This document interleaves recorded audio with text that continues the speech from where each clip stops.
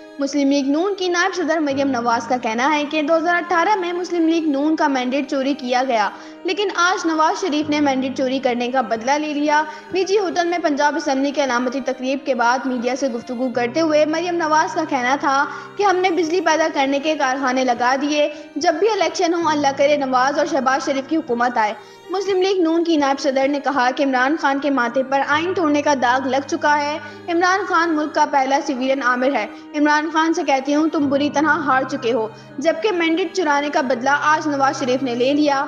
मरियम नवाज का कहना था कि परवेज इलाही से सवाल है, क्यों आइन शिकन इमरान खान का साथ दिया। अल्लाह ताला ने नवाज शरीफ और शहबाज शरीफ को सुरखरू किया।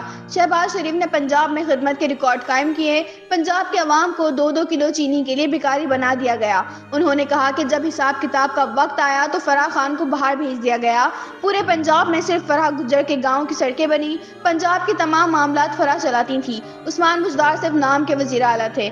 मरियम नवाज का कहना था कि 2018 में मुस्लिम लीग नून का मैंडेट चोरी किया गया, लेकिन आज नवाज शरीफ ने मैंडेट चोरी करने का बदला ले लिया। हमजा शहबाज पंजाब के अवाम की खिदमत करेंगे। अल्लाह ताला हमजा शहबाज को कामयाब करे। हमजा शहबाज को वज़ीर आला पंजाब मुंतखब होने पर मुबारकबाद देती हूँ।